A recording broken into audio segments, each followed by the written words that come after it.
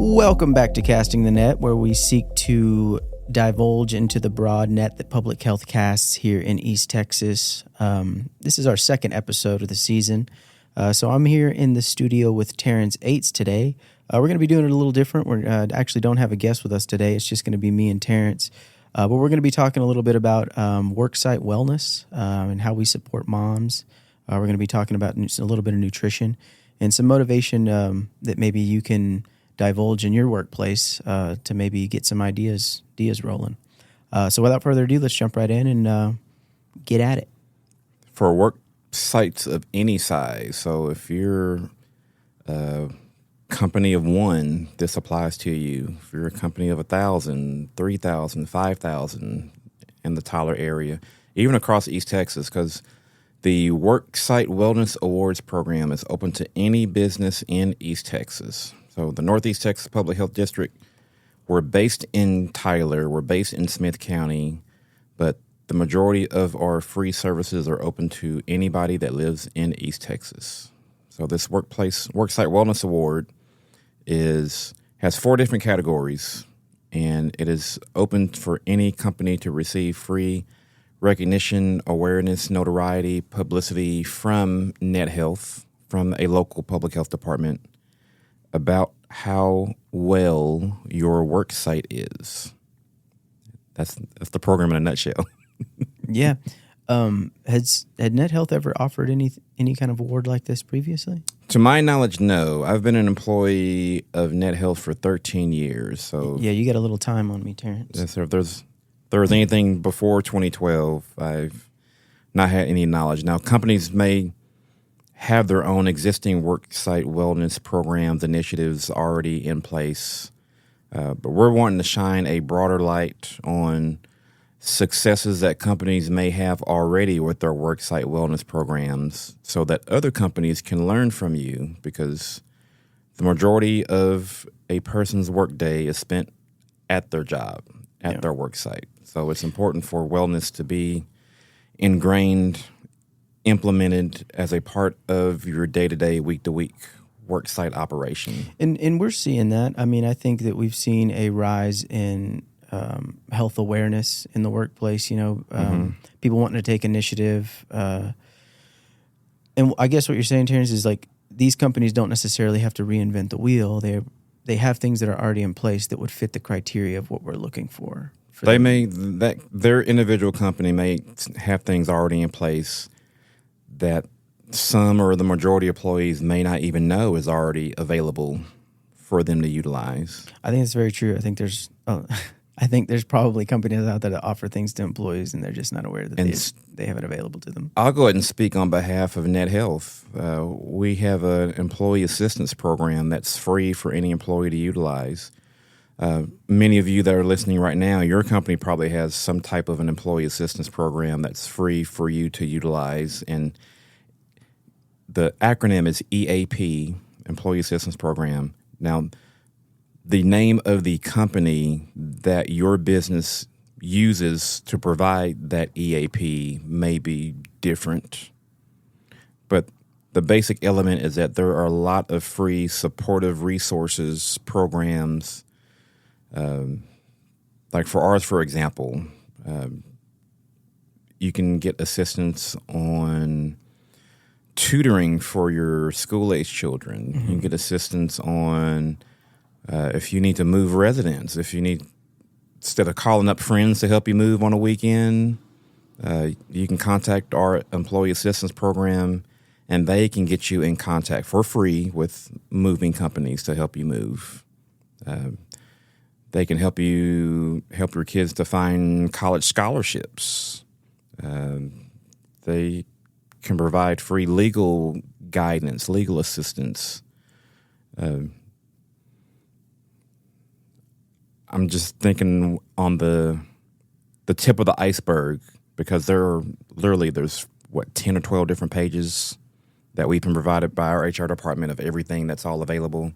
Yeah. And a lot of it's just taking the time to look to see what is all available from your employee assistance program. But all that's to say, there are a lot of free things already in place that you as an employee may not know is already available to you. And you as a company, there may be success stories from other companies in your same category, in your same industry, that you can just learn and kind of pick and choose what works for them may work for you. It's kind of like, when you get a car and then years later you realize it had some feature that didn't know I didn't know there. it did that. You're looking in the trunk and you're like, oh, there's auxiliary lights in here. I didn't know that there were additional lights. There's power outlets in the tailgates. And so, yeah, I mean, you got to do your due diligence. I mean, hopefully that, your HR department or whoever oversees that program for your company is doing a good job advocating to you as the employee of what is available to you. But it doesn't always go like that, unfortunately. Sometimes the employee has to do a little bit more digging. But yeah, maybe you'd be surprised what your company has available to you. And then the other perspective of this free Worksite Wellness Awards program that NetHealth is offering, from the employer perspective, that having a worksite wellness program in place at your company, it will decrease your healthcare costs, your insurance premiums. So the bottom line, it will save you money in the long run. By having healthier employees, you have happier employees, and it translates to financial savings to the operation of your company. In addition, it's improved morale because you just feel better when you're healthier. There's a culture that becomes developed by having a worksite wellness program that is known by the majority of your employees. So it's one thing to have a program. It's another thing for your staff to utilize that program, to utilize all the free services that are available. So by applying for this free Worksite Wellness Awards program, hopefully it will encourage other businesses. It may become peer pressure. Your company gets this Worksite Wellness Award, and then there are other businesses that you see on a regular basis, and they say, well, how did you get this Worksite Award program? We do the same stuff that you do. Why didn't? Well, you got to apply. It's as easy as that. Yeah, and I think that's one of the draws. We're hoping that, again, that we're not causing anybody to have to reinvent the wheel. This is something that we have a criteria set, and Terrence might go a little bit more into that here in a bit, of what qualifies for you to be able to accept this award that we're offering. So there are 4 different categories. The application itself is available online on our website, mynethealth.org. When you go to the Worksite Wellness Awards page, you can see the list of the 4 different criteria.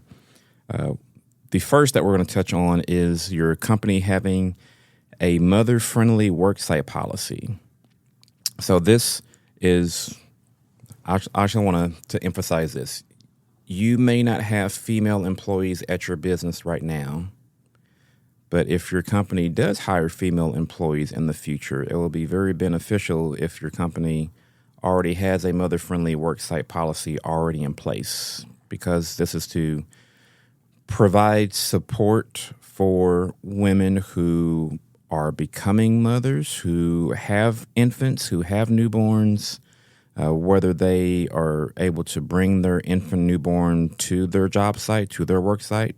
It depends on what type of business that you operate, or providing the ability for your female employees who are breastfeeding, providing them the ability to pump, to express their breast milk during their work breaks, during their lunch, before or after their shift, so that they can have their breast milk available when they go home to feed their child. And then also just for the comfort level of the mom herself to be able to express breast milk while she's at work.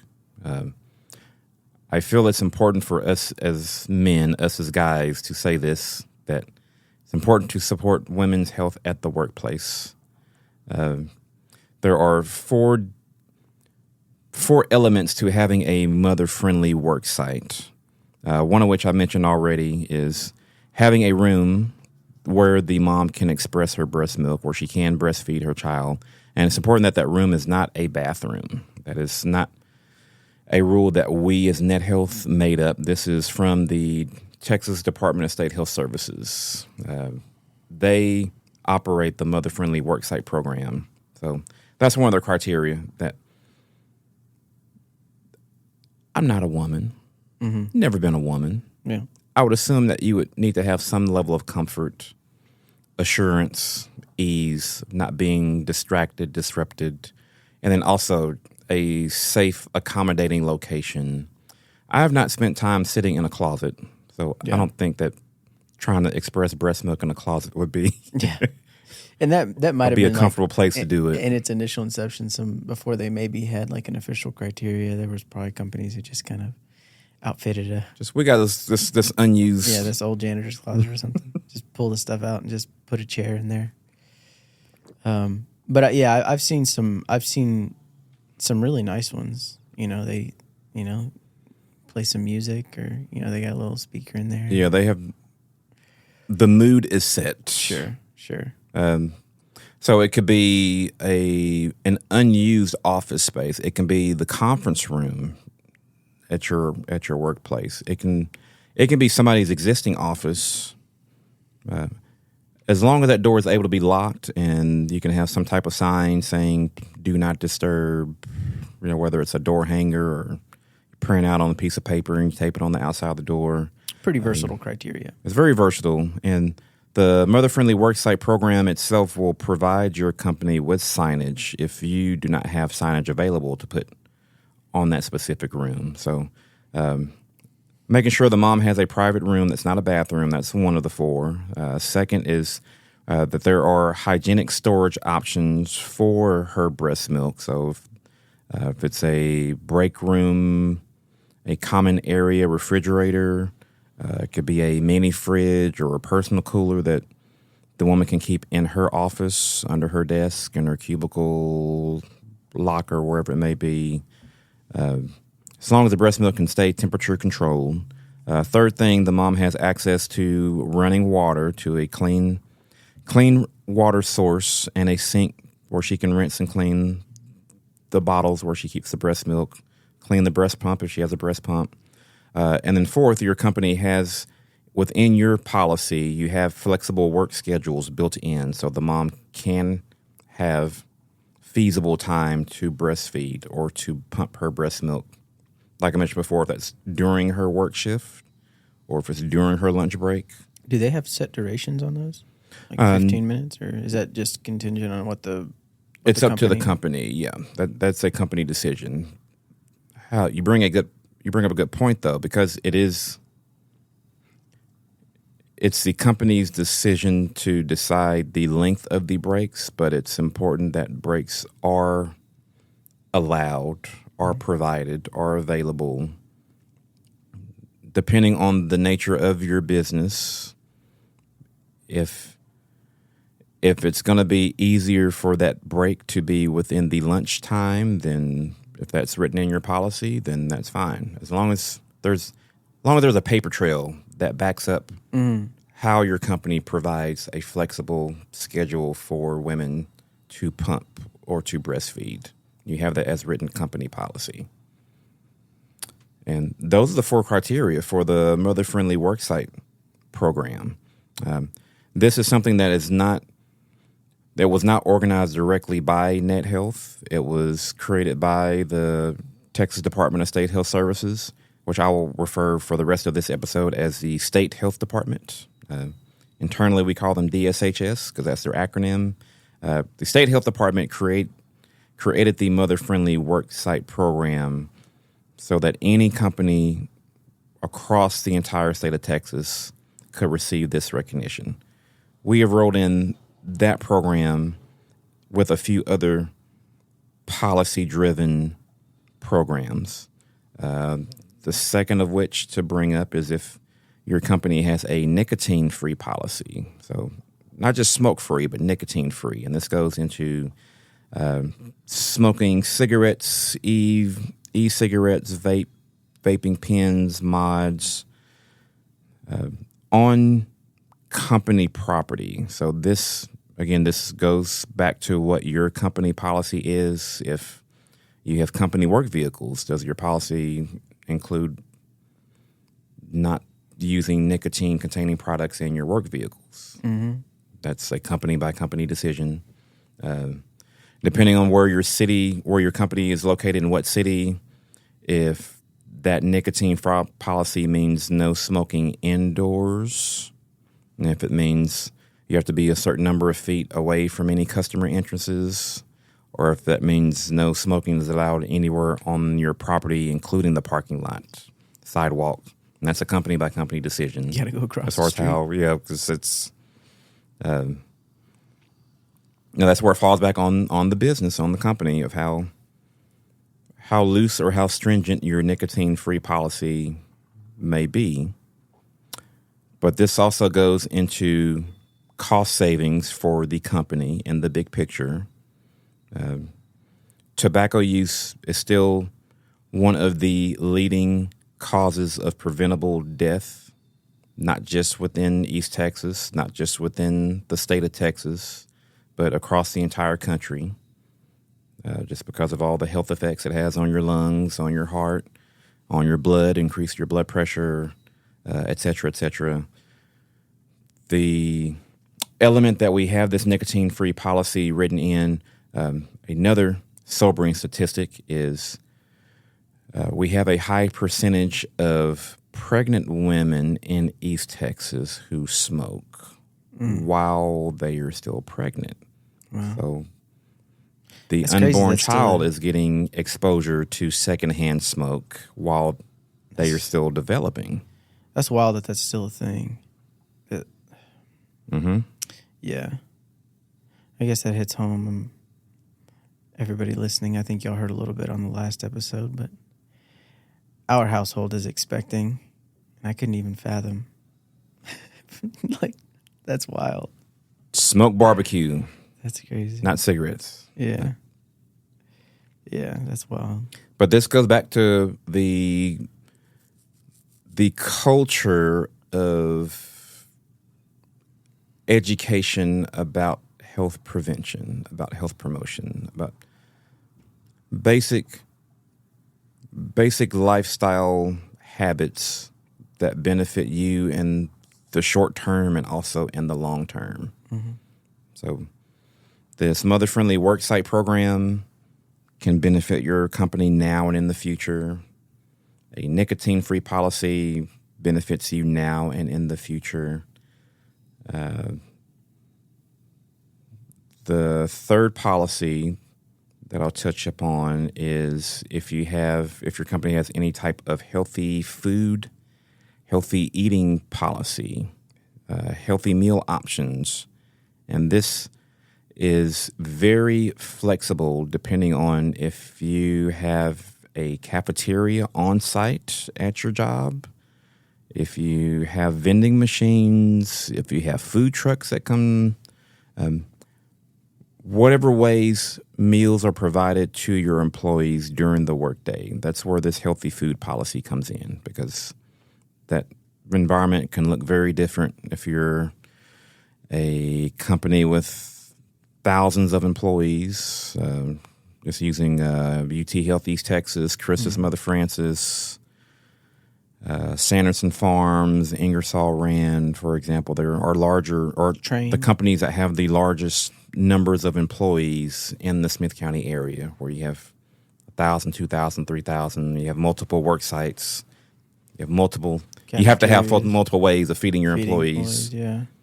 Or if they bring their own food, it's kind of a different topic, different story for a different time. But if you have a lot of employees, you want to make sure you're providing meals to. You want to make sure you're providing a wide range of, maybe you have some not so healthy options, which is okay. You gotta have a well-rounded buffet to offer. All in moderation. All in moderation.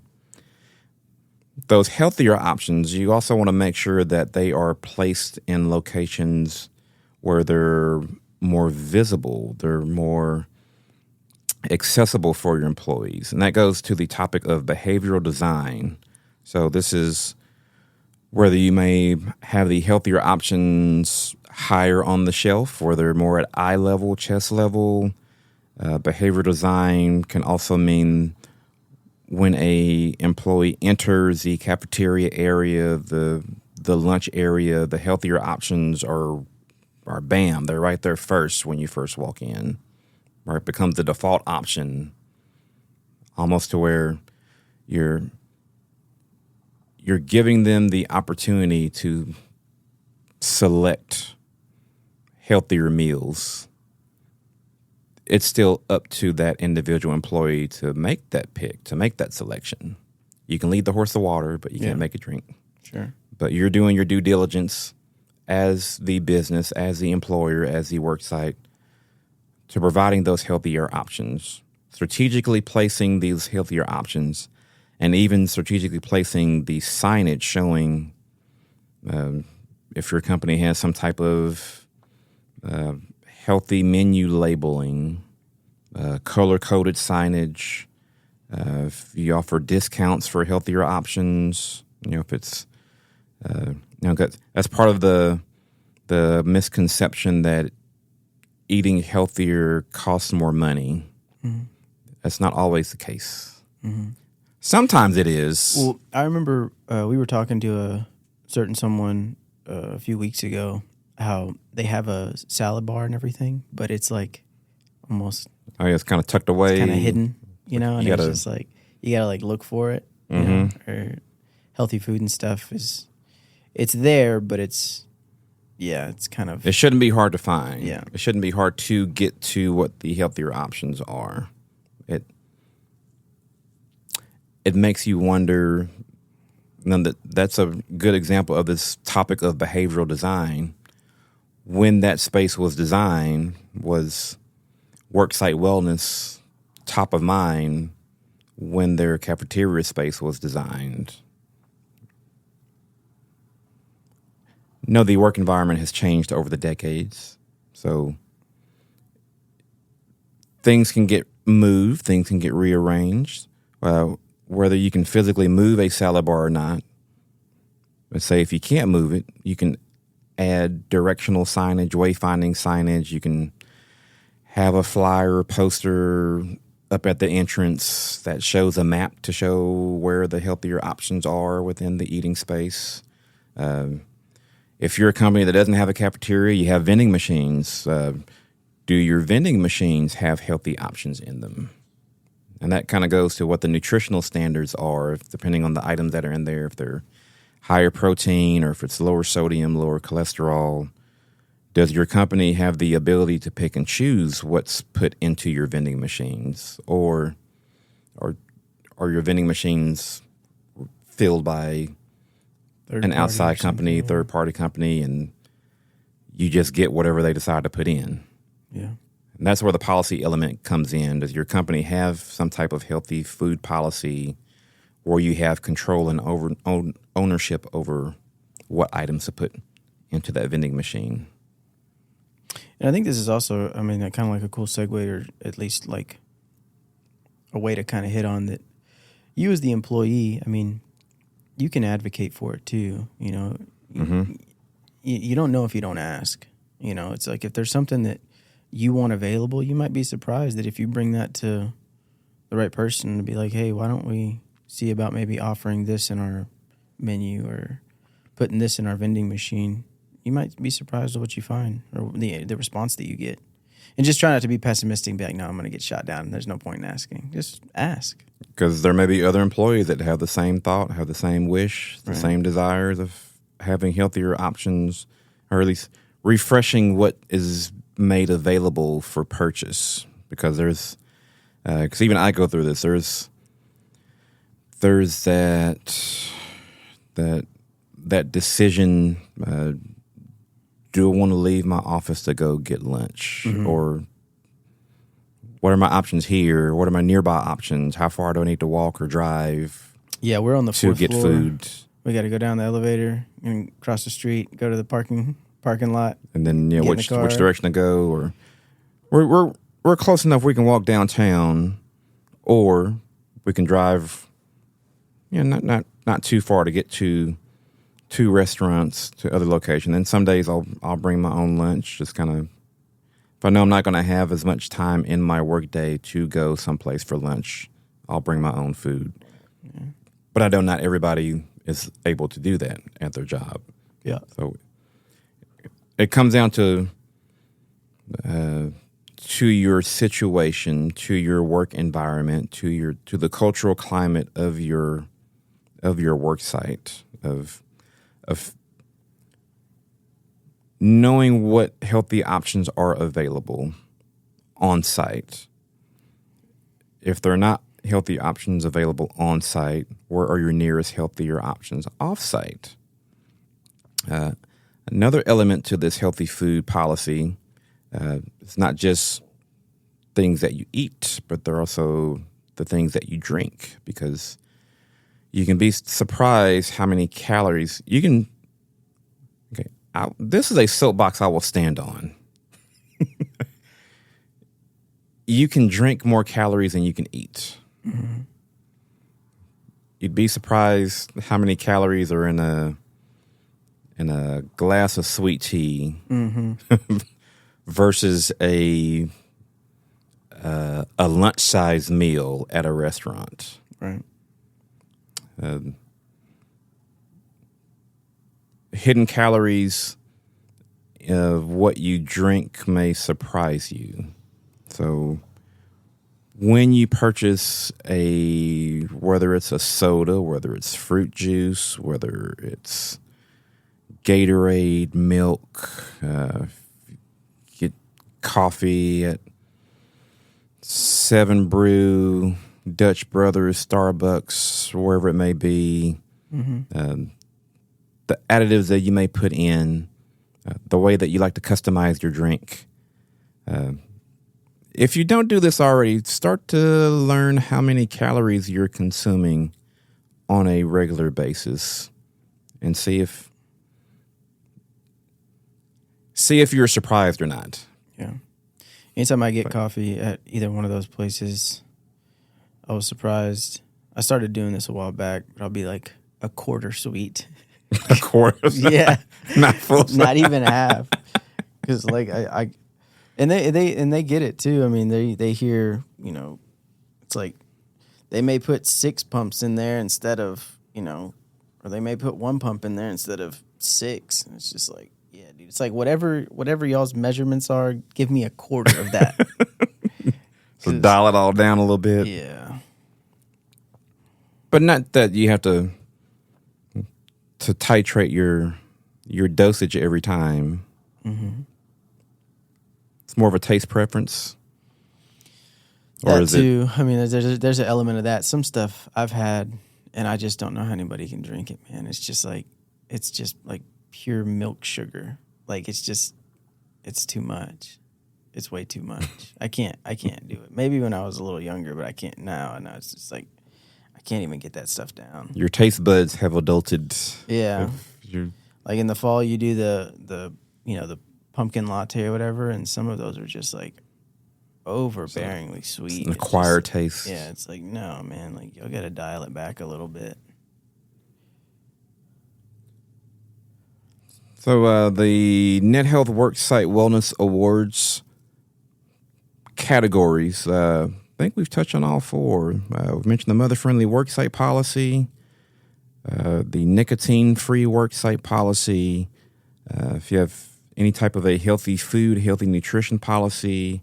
Then the 4th one, if you have any type of a exercise/physical activity worksite policy. So your company provides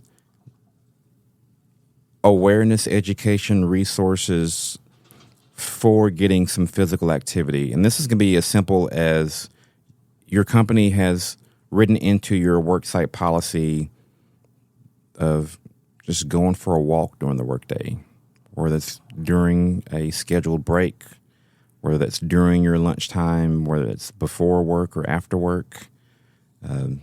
You don't necessarily have to have a gym at your work site to have a physical activity policy.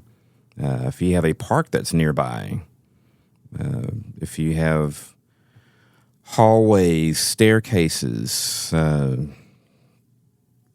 There are lunch and learns that have any type of exercise component for it. Because it kind of goes back to what we mentioned earlier, where there are cost savings that can be seen by you as the employer and that you as the employee can realize just simply just standing up and going for a walk for 5 minutes. Doesn't have to be a long walk. Especially now that we're in the summer, just East Texas summers. You may not always have the want, the interest, the humidity to go for a walk outside. Yeah, I think that's one of the biggest ones. Is like one of the biggest deterrents is that Texas humidity. But even at 6, 7 a.m., it's still pretty muggy. Yeah. So there are plenty of indoor locations where you could walk, and even at your job itself. Let's say from the moment you walk in to your employee entrance to your company and getting to wherever your workstation is, your desk, your office, your cubicle, your register, your cash stand, wherever you work, just that walk itself can count as part of your physical activity. Some companies have membership discounts to local gyms and fitness centers. That can apply to this also. But what if you're a company that does not? Then think of what types of exercise activities, exercise programs that are doable at your company. And then, like we mentioned before, you may have stuff already in place that you just may not know is available for any employee to take advantage of. It may be a time of day issue. Like you may have coworkers, they show up 30 minutes before their shift starts and they'll walk inside the building, or they may walk outside the building. They may walk during their lunch break. That, as long as you have that written on company letterhead as a part of your policy, it's as easy as that. It's just understanding what you can do already and building upon that for your worksite physical activity policy. And those are the 4 criteria. It's as easy as that. We as NetHealth, we did not directly create all this. This was in collaboration with the state health department that I mentioned before. This is actually from a grant-funded program. It's called the Community Clinical Health Bridge and the Texas Physical Activity and Nutrition Program. These are 2 state-funded programs. One of their main goals is just supporting healthier work sites in whatever way, shape, form, or fashion that may need to be decided upon by the individual work site. But in the big picture, the healthier your employees are, the healthier your business can become, financially and otherwise. I know it still comes down to the bottom line. But to achieve that bottom line, your employees should be as healthy as they can possibly be, because it helps them and it helps you in the big picture. Yeah. When is because the application's open right now. Mm-hmm. When will these be awarded again? So the application deadline is August 31st, which is a Sunday this year. But our intent is for this to be an annual program. So the end of August of every year is when the applications are due. So if you submit your application September 1st or afterwards, then you would go into the 2026 period, 2026 season of the Worksite Wellness Awards program. We have received partnership with the Tyler Area Chamber of Commerce to where we would like to recognize the companies that receive the Worksite Wellness Awards program in collaboration with the Tyler Area Chamber of Commerce. So, as I mentioned before, you can be a business, you can be a company outside of Tyler, you can be outside of Smith County, and you can apply. Now, this is free to any company. If you want to brag about how healthy, how well your company is, if you're outside of Smith County, we want to know. That's what this awards program is designed and set up to do, to emphasize and to highlight and to celebrate the companies that are well. Taking initiative. For lack of a better term. And because you'd asked another question, Thomas, you said the application period is open. What was the other question? When will they be, I guess, not finalized, but like announced? Announced, yeah. So our target is going to be the first week of October. First week of October. So by receiving all the applications by the end of August, then the state health department staff that I mentioned and Net Health will review the application so that we can select and provide notice to the companies that will receive the Worksite Wellness Awards. The actual date itself we have not established, but it'll be the early part of October. And by awarding this first round of Worksite Wellness Award companies, that they can become our ambassadors, our spokes companies. It's not spokespeople. I don't know if that's an actual term, spoke companies, to help recruit other companies to apply next year. It's all building that climate of the culture of being a healthy company. Your employees are being healthy. Your insurance premiums are lower. The number of days that your companies may be absent from work for preventable health-related reasons, those days go down. This is truly a domino effect that will happen by having worksite policies in place that relate to ways that your company wants to prevent your employees from developing health issues that can be avoidable. That's one of the big goals of this Worksite Wellness Awards program. And the application is free. That's a plus.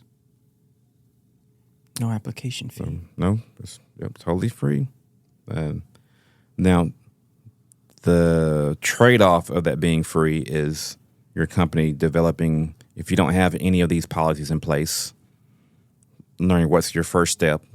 And that's where I can come in, and that's where our Net Health staff can come in, because we can provide technical assistance. We have templates of each of these 4 policies so that your company can review things that you have in place already, and maybe you need a little time to get 1 or 2 things in order before you can officially approve that exact policy for your company. So if you don't have all 4 of the policies already in place, that is totally fine. We're here to help you create any 1 or all 4 of those policies for your business. And as I mentioned before, the full info about how to apply and about the 4 categories, they are listed on our website, mynethealth.org. There's a link in the latest news section that's on the middle portion of our homepage. You can also email us, whether you can email us through the podcast email address, castingthenet@netphd.org, which I'm sure will be in the show notes. Yeah, I'll put the links in the show notes for sure. Then you can directly give us a call at 903-535-0030. Did I miss anything, Thomas? Just be sure to, any of y'all hearing this here on the podcast, be sure to let other companies know, other business owners who might be interested in a program such as this one, to help kind of, again, continue to move the needle, getting people to be more health conscious, not only at home and in their individual lives, but in the workspace. I mean, that's ultimately the goal of this program and the awards that we're giving out. So y'all be sure to share with people that you think might be interested or that could potentially benefit.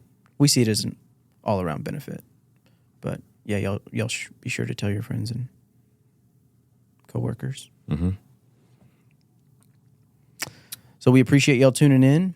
Terrence, you got anything else? Kind of a teaser for future episodes. As I was discussing the healthy food, the nutrition policy, we're going to have a future episode on another program called Rethink Your Drink. We're going to have another future episode on our breast and cervical cancer screening program that's operated by our Center for Healthy Living.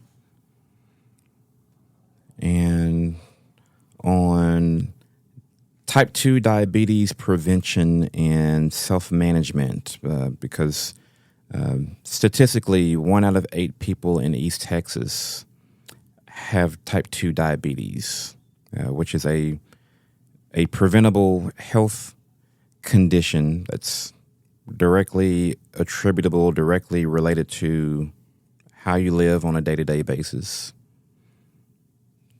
Primarily on what you eat and what you drink, but then also just how you live your life. Mm-hmm. And there are easy ways, if you are type 2 diabetic, there are easy ways that you can reverse that diagnosis, where you can become non-diabetic. You can get off your medications. You can decrease a whole list of preventable issues.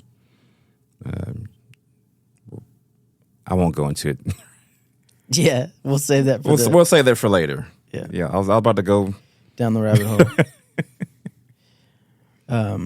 Well, yeah, Terrence. Well, I appreciate you giving us all the deets on the Wellness Awards, the Net Health Worksite Wellness Awards that we've kicked off. And again, y'all be sure to share with friends, families, coworkers. Let them know about it.